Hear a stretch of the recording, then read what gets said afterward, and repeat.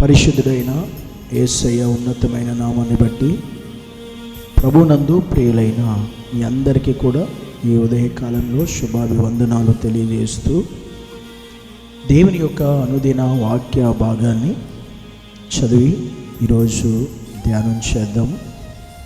సంఖ్యాకాండము 6వ అధ్యాయము 26వ వచనం. యెహోవా నీ మీద తన సన్నిధి కాంతి ఉదయింపచేసి నీకు సమాధానము కలుగచేయునుగాక.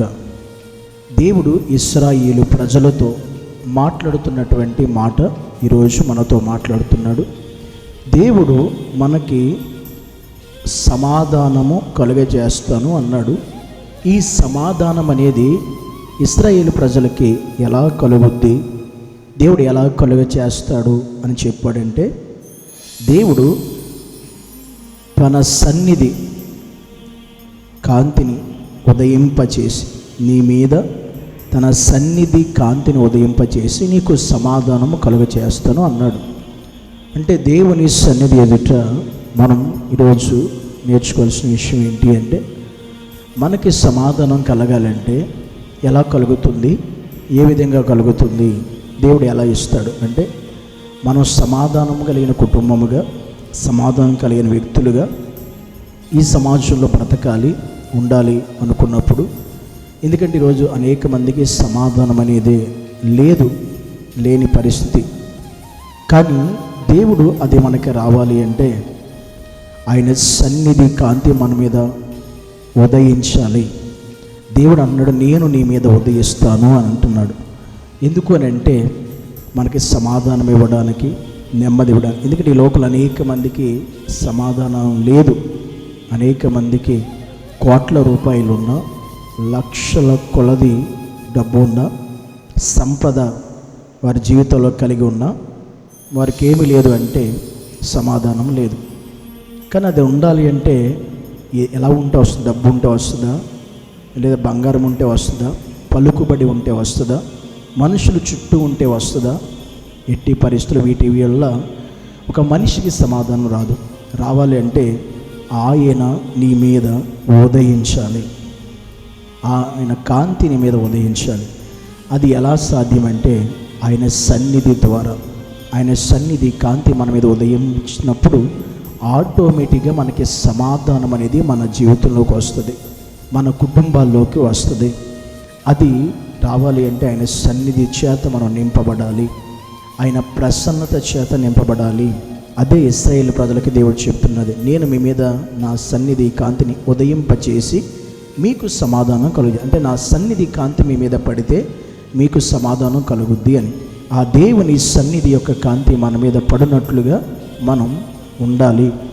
ఆ దేవుని యొక్క సన్నిధి కలిగి ఉండేవారుగా, అనుభవించేవారుగా, అది పొందుకున్నవారుగా, ఆయన సన్నిధి మనది ఉదయింపచేసేటట్లుగా మనము దేవుని ఎదుట ఉన్నప్పుడు ఆయన సన్నిధి మన మీద ఉంటుంది. అప్పుడు సమాధానం. ఎగ్జాంపుల్, యాకోబుకి సమాధానం లేదు.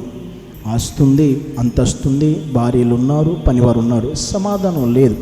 సమాధానం లేని యాకోబుకి దేవుడు ఒక రాత్రి అతని జీవితంలో ప్రార్థించినప్పుడు, ఆ రాత్రి దేవుడు దర్శించి వాడు పట్టుదల విడవక ఉన్నప్పుడు ఆ ప్రార్థన విని దేవుడు ఆ రాత్రి ఏం చేశాడంటే తన సన్నిధిని యాకోబు జీవితంలో దేవుడు ఉదయింపచేసి నీతి సూర్యుడిగా యాకోబు జీవితంలో ఉదయించాడు ఆ రాత్రి దేవుడు.